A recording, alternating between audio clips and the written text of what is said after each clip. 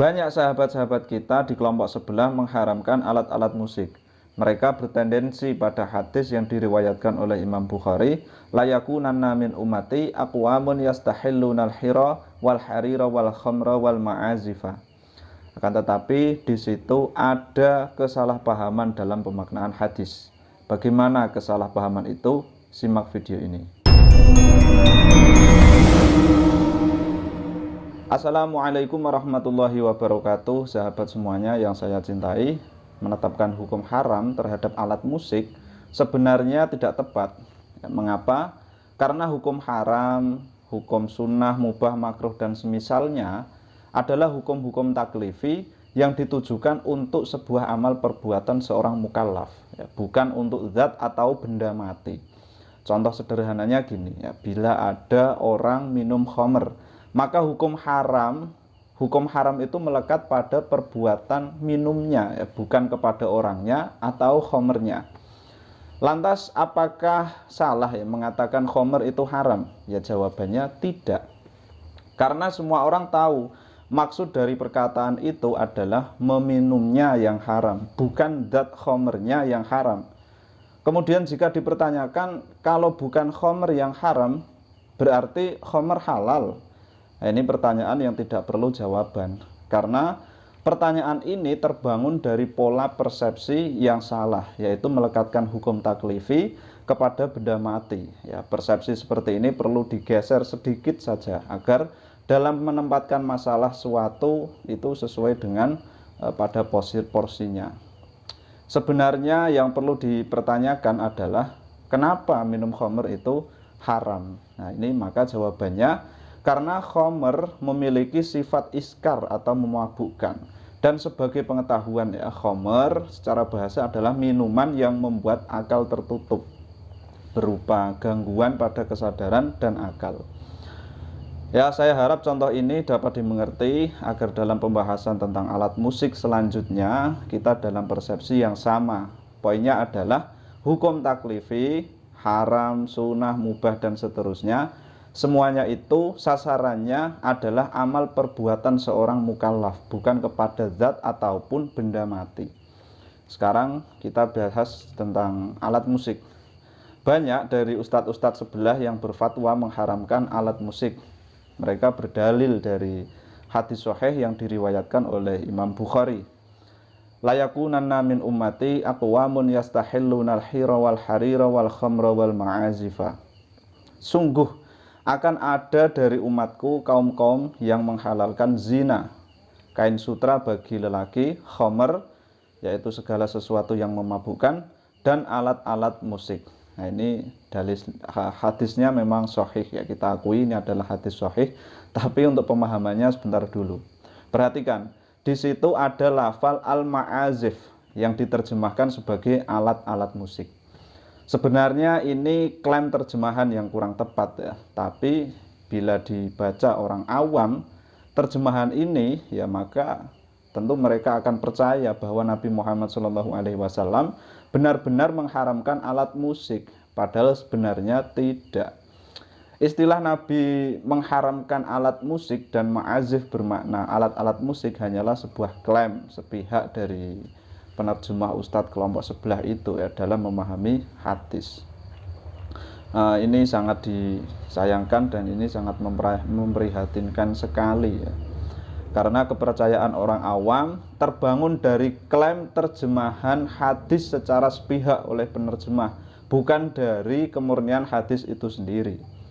Ya, sekarang saya akan uraikan kenapa al-ma'azif jika diterjemahkan alat-alat musik adalah klaim yang kurang tepat. Untuk menilai benar atau salah klaim tersebut, ya mari kita teliti. Dalam hal ini saya merujuk kepada kitab Fathul Bari Syarah Bukhari karya Imam Ibnu Hajar Al-Asqalani di dalam Kitabul Asyrobati, tepat di bab Majaa fiman yastahillul khamra wa yusammihi bi ghairi ismihi. Cetakan saya juz 12 halaman 629. Di situ ada lafal qauluhu wal ma'azifu. Nah, ini adalah syarah dari hadis layakunanna tadi ya. Qauluhu wal ma'azifu bil aini al muhmalati wazai ba'daha fa jam'u mi'zafatun bi fathiz zai wa hiya alatul malahi. Dijelaskan bahwa sabda Rasulullah Shallallahu alaihi wasallam al ma'azif menggunakan huruf ain dan za. Setelah huruf za ada huruf fa.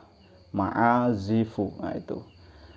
Ini adalah jamak dari lafal mi'zafatun dengan fathah za yang berarti alatul malahi. Ini menggunakan senggot jamak muannas salim. Alatul malahi kalau di Indonesiakan itu alat-alat hiburan atau alat-alat yang dapat melalaikan. Bukan diartikan sebagai alat musik, karena alat-alat hiburan atau yang melalaikan itu maknanya luas. Di antaranya itu memang ada alat musik. Pun begitu, alat musik juga tidak bisa divonis melalaikan secara mutlak, karena alat musik hanya benda mati yang memiliki efek sesuai dengan penggunaannya. Kemudian wanaqala al-Qurtubi anil Jauhari annal ma'azifa al-ghina'u walladhi fi sahihihi annaha alatul lahwi.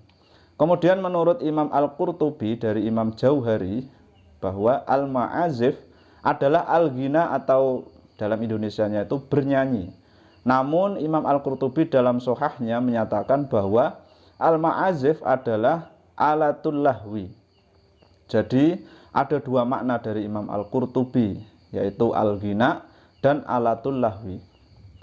Kemudian waqila aswatul malahi. Ada juga pendapat bahwa al-ma'azifu yang ada di hadis itu adalah suara-suara malahi atau suara-suara yang melalaikan atau suara-suara hiburan seperti itu. Wa fi hawashid dimyati al-ma'azifu ad-dufufu wa ghairuha mimma yudrabu bihi. Di dalam kitab Hawashi ad-dimyati al-ma'azif diartikan sebagai rebana dan sejenisnya yang cara penggunaannya dipukul. Kemudian wa yutlaqu 'alal ghina'i azafa wa 'ala kulli la'fin azaba.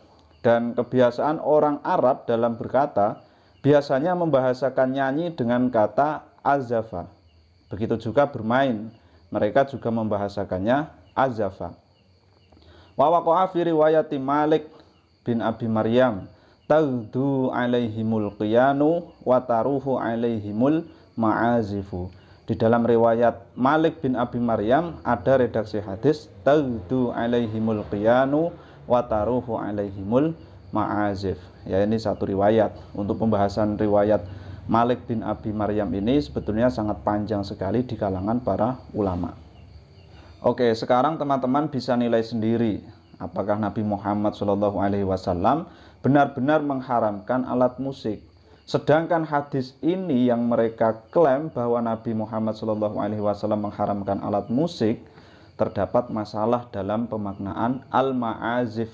Nah, mereka mengartikan alat musik.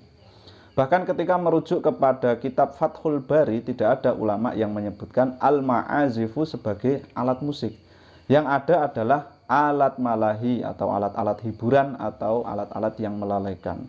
Atau al-ghina atau yang di Indonesiakan itu nyanyi. Atau aswatul malahi, yaitu suara-suara hiburan yang melalaikan. Nah, suara-suara hiburan yang bisa melalaikan gitu ya. Dan sesuatu yang dipukul. Maka pertanyaannya, atas dasar apa sahabat-sahabat di kelompok sebelah mengklaim Nabi Muhammad SAW mengharamkan alat musik, sedangkan dipandang dari sisi pengharaman terhadap benda mati tidak bisa dibenarkan, dan dari sisi dalil yang mereka pakai terbukti pemaknaannya terdapat masalah. Ya, apa jangan-jangan mereka itu entahlah ya. Wallahu a'lam bishawab. Assalamualaikum warahmatullahi wabarakatuh.